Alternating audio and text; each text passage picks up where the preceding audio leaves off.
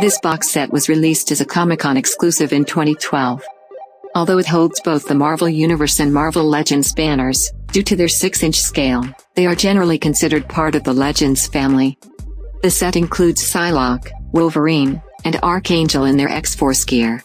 It was originally released for $50, but as of this recording has sold for an average of $300. Its current average listed price is in that range as well. We have since had updated releases of Psylocke and Wolverine, making this version of Archangel the true prize of this set.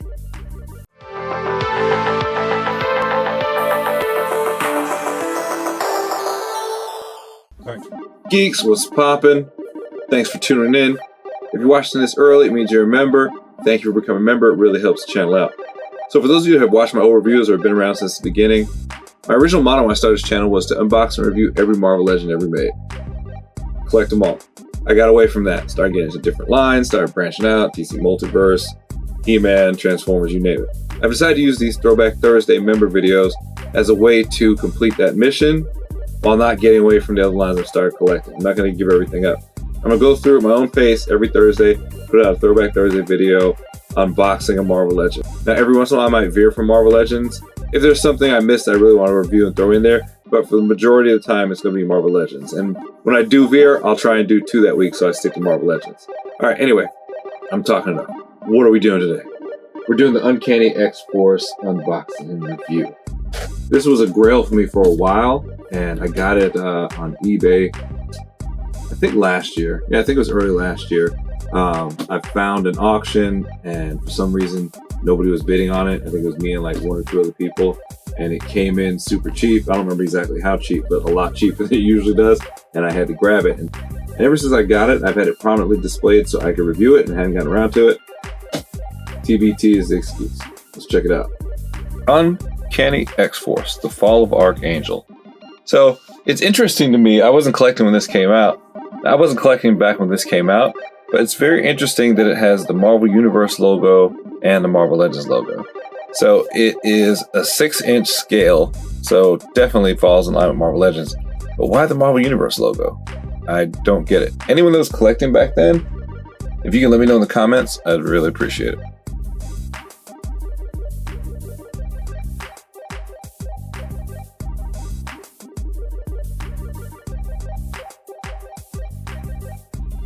The relentless X-Force must not yield. The heir to apocalypse is unleashed, the darkness erupting from the Archangel spells doom for all mankind. Only the boldest heroes can confront the crushing truth. To save the world, they must destroy one of their own. Alright, so in the box, not a lot of accessories. You've got Archangel in his silver and black costume with silver wings that look pretty awesome. You've got Psylocke with 1 katana, and then you've got Wolverine with his claws extended. Wolverine all dressed in black.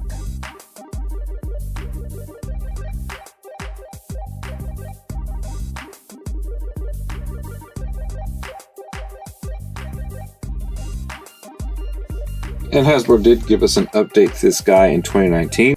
He was in the Wendigo Bathwave. You can see they're pretty close, but the newer one seems to be a little bit more height appropriate.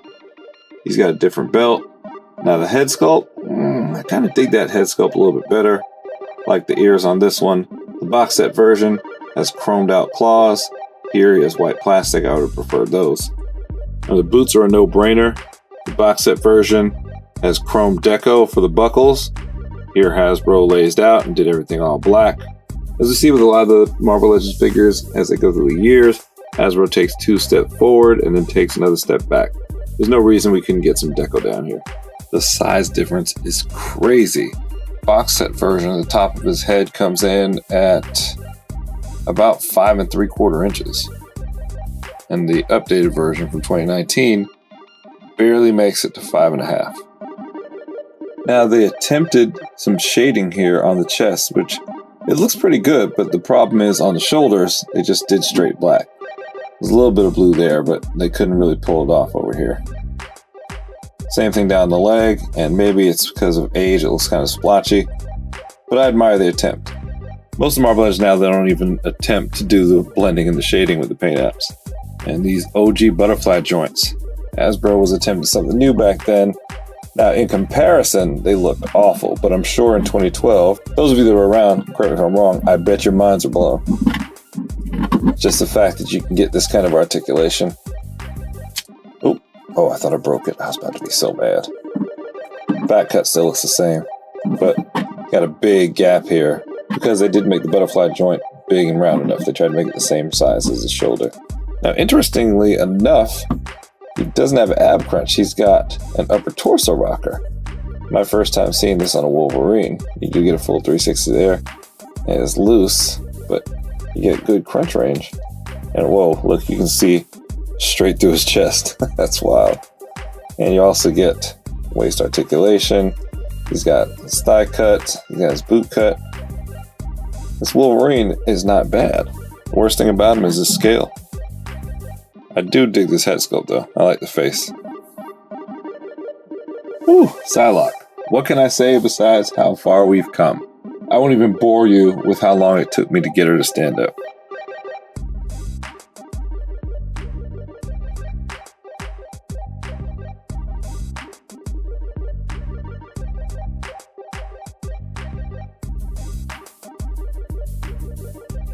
Credit where credit is due. Face sculpt is not bad, and the purple wash on the hair is actually pretty good. The purple stands out, and you can see it plainly, but it doesn't look gaudy. And unfortunately, we are still in the dark ages for female articulation in 2024. Yes, we have that new Black Widow body that is now being used for a second time, but we're still struggling with old pieces from 10 years ago. Now, this body is 12 years old. Thank goodness the majority of this has been retired, because man, these legs, they are bad. She's flat-footed, kind of looks like a duck. There are no ankle rockers, so you can't pivot. That's why it took me so long to get her to stand. Now, you have these upper thigh joints with the thigh cut. They do turn the thigh cut, but it's hard to get them to turn, at least on mine, because this is so loose and you can't get a grip on it. So I had to put my thumb in there and hold it and turn a little bit, but it's not very conducive. She does not like to stand. Then you have the shoulder joint where the hinge is blatantly exposed. It does not look good at all. And again, I'm not coming down on it. I know this is 2012. I'm just telling you what I'm seeing to help you out in case you think you might want to pick this up on the aftermarket, so you know what you're getting into. Skinny arms, we still deal with, although her biceps look pretty good. It's sculpted in there. I don't know why they got rid of this in later years. Most women's arms were just straight and kind of look like sticks, but she's got a little bicep bulge there. And she's an upper torso rocker. A little bit different from what they used around 2018, 2019.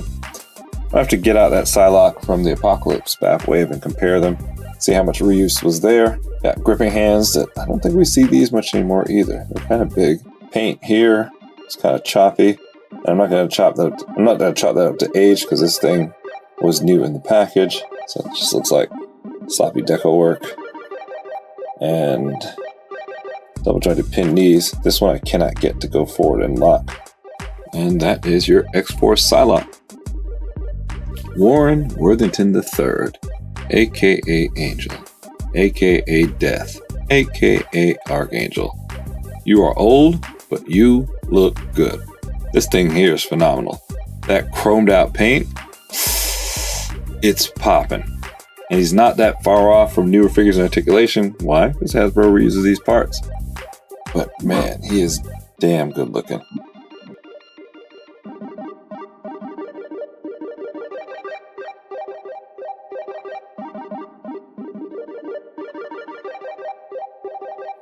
Whew, let's get these bad boys put on.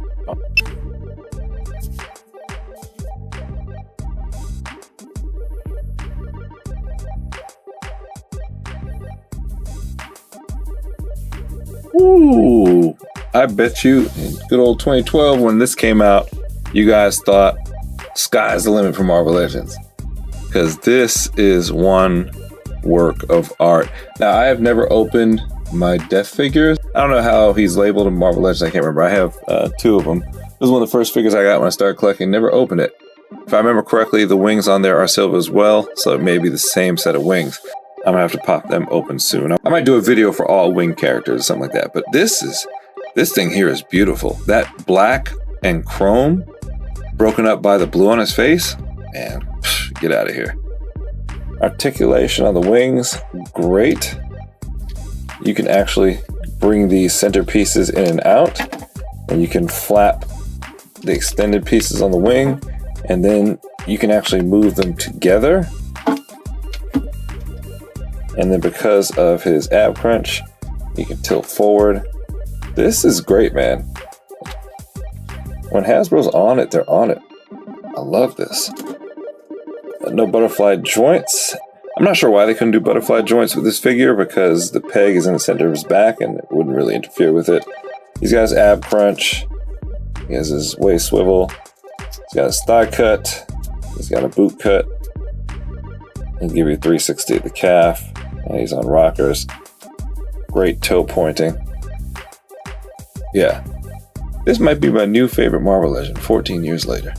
Look at that beauty. Now, I normally don't say this, but he should have come with fists instead of gripping hands. If you only do one set of hands, this is one of the few times where I say not gripping hands. He doesn't have any weapons and he's going to be flying. You want to put that fist in the air. Not sure what's happening here. I'm going to see if I have some black fists somewhere.